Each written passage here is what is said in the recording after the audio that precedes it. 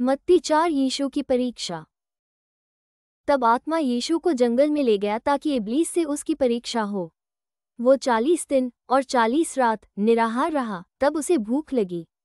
तब परखने वाले ने पास आकर उससे कहा, यदि तू परमेश्वर का पुत्र है तो कह दे कि ये पत्थर रोटियां बन जाएं।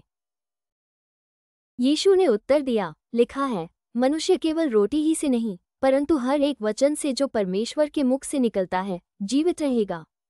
तब इब्लीस उसे पवित्र नगर में ले गया और मंदिर के कंगूरे पर खड़ा किया और उससे कहा, यदि तू परमेश्वर का पुत्र है तो अपने आप को नीचे गिरा दे, क्योंकि लिखा है, वह तेरे विषय में अपने स्वर्गदूतों को आज्ञा देगा और वे तुझे हाथों हाथ उठा लेंगे, कहीं ऐसा न हो कि तेरे पांवों में पत्थर से ठेस लगे। यीशु ने उससे कहा, ये भी लिखा है, तू प्रभु अपने परमेश्वर की परीक्षा न कर। फिर इब्लीस उसे एक बहुत ऊंचे पहाड़ पर ले गया और सारे जगत के राज्य और उसका वैभव दिखाकर उससे कहा, यदि तू गिरकर मुझे प्रणाम करे तो मैं ये सब कुछ तुझे दे दूंगा। तब यीशु ने उससे कहा, दूर हो जा, क्योंकि लिखा है, हे शैतान, तू प्रभु अपने परमेश्वर को प्रणाम कर और केवल उसी की उपासना कर। तब शैतान उसके पास से चला गया और देखो, स्वर्गदूत आकर उसकी सेवा करने लगे।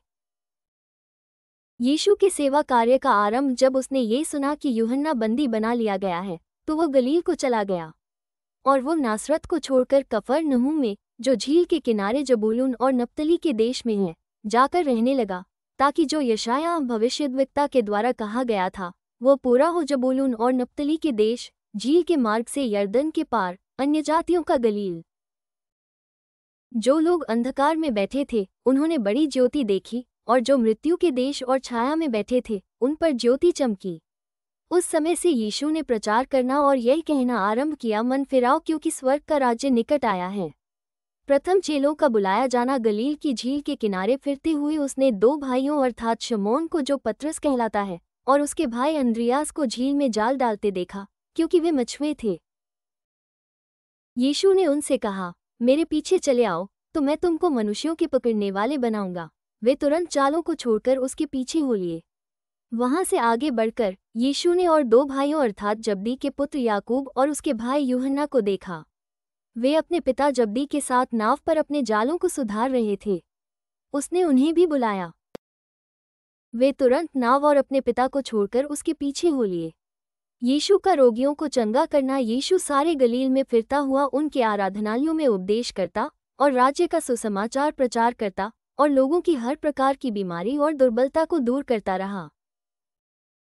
और सारे सीरिया देश में उसका यश फैल गया और लोग सब बीमारों को, जो नाना प्रकार की बीमारियों और दुखों में जकड़े हुए थे और जिनमें दुष्टात्माएं थीं, और मिर्गे वालों और लकवे के रोगियों को उसके पास लाए और उसने उन्हें चंगा किया।